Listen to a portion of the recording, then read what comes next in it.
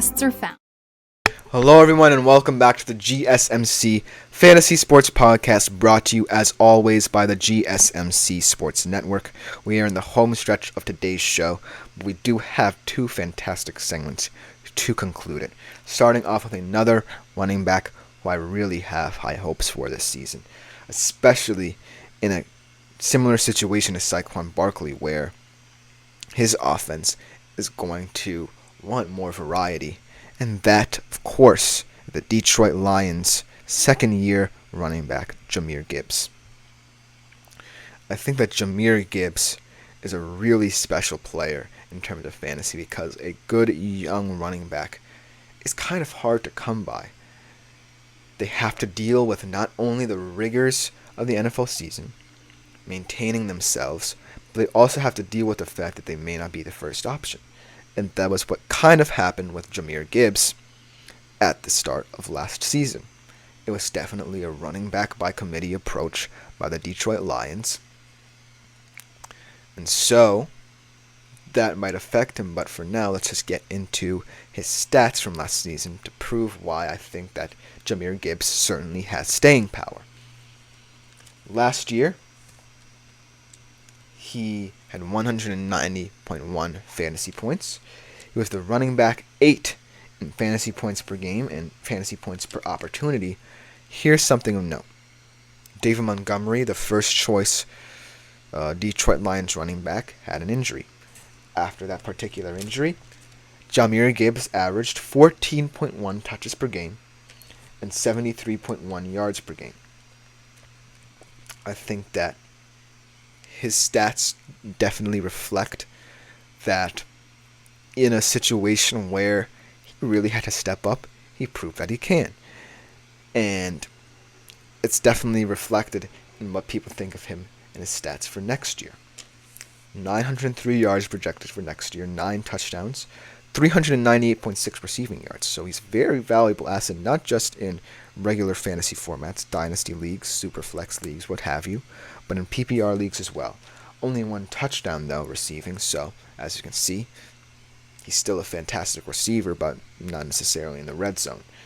But if it makes it a little bit easier to take, then he probably won't get you touchdowns from receiving games. He was 7th in targets, 8th in receptions, and 16th in receiving yards last year amongst all running backs. So as you can see, Jahmyr Gibbs is a rare blend of balance and versatility at such a young age. And in his second season, I really think that should the Detroit Lions start to value him a bit more, he gets more opportunities, Jahmyr Gibbs is going to launch into the stratosphere next year. I think that we are potentially looking at a running back 5 next year situation for Jahmyr Gibbs. Now, let's talk about the Lions offense. Because similarly to the Eagles offense, you have 2 guys in Jahmyr Gibbs and David Montgomery at the running back position who both bring very drastically different player profiles. David Montgomery wants to run in between the lines, get yards through his power and poise, yards after contact especially. He's kind of like the Saquon Barkley of the Lions attack, whereas Jahmyr Gibbs is kind of DeAndre Swift. He's more flashy. He wants to get outside the numbers. He wants to attack defenses mainly through his elusivity and his ability to make cuts. And also, Jahmyr Gibbs is the one who, in my humble opinion, has more receiving value. And so, in a Lions offense that's also looking to be one of the more potentially dangerous passing offenses in the league, with Amon-Ra St. Brown and Sam Laporta, this kind of becomes just as complicated as someone like Saquon's situation, especially for someone only coming into his second season in the NFL, where he doesn't have as much leverage. Now, the one silver lining to all this might lie in the volatility of Jared Goff and what Jared Goff is as a QB. Because Jared Goff, while he's fantastically steady hand at the QB position, proved very integral to what the Detroit Lions do on offense. A kind of metronome of a QB. He certainly has way more limitations than, say, a Jalen Hurts in Philly. I think that Jared Goff doesn't have the deep ball factor that Jalen Hurts has. He definitely has more route-savvy players, more technically gifted players who are not more inclined to go deep than guys like A.J. Brown and Devontae Smith.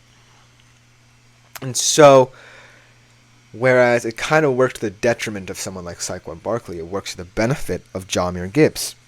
I think that Jahmyr Gibbs will see his receiving numbers especially elevated due to the fact that Jared Goff is more comfortable working the short to intermediate areas of the field. He likes finding Amon-Ra St. Brown and Sam Laporta in kind of those right beyond the markers passing plays. He doesn't necessarily like to extend the field as much. So Jahmyr Gibbs, when he's on the field, is going to see a lot of targets at the running back position. And that cannot be said of for many running backs in this league. Now, will it happen? I can't necessarily say for sure, but just know that if you are looking for someone in a PPR league who can get targets and receptions, Jahmyr Gibbs might be your guy. Now, the caveat here is that David Montgomery, even coming back from injury, still has a ton of value running the football. And I think the Lions, weirdly enough, are going to run more often than not, mainly to try to develop the passing game to extend the field for Jared Goff.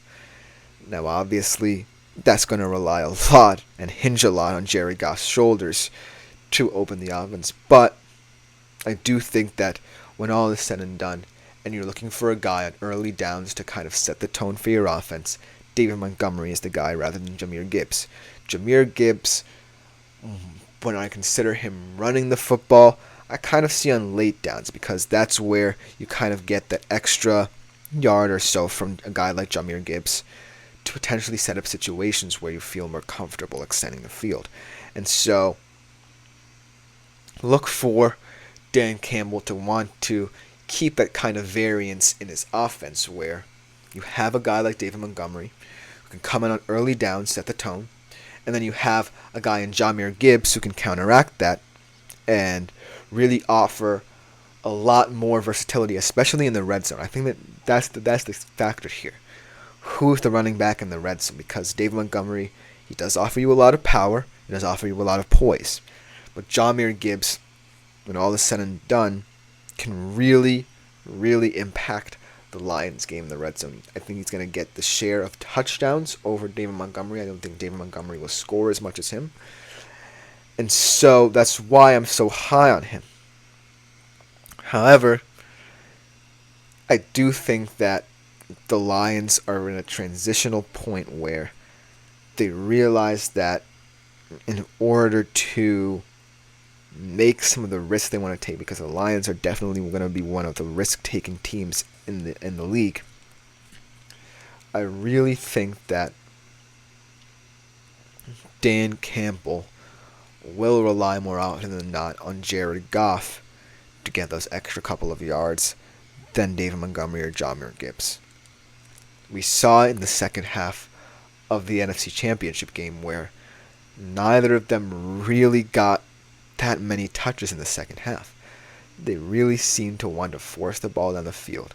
That might lead to the detriment of their offense as a whole, and it also leads to the detriment of these two running backs who really are the foundation of your offense. Without them, Jared Goff might not even be able to spread the ball in ways that he can.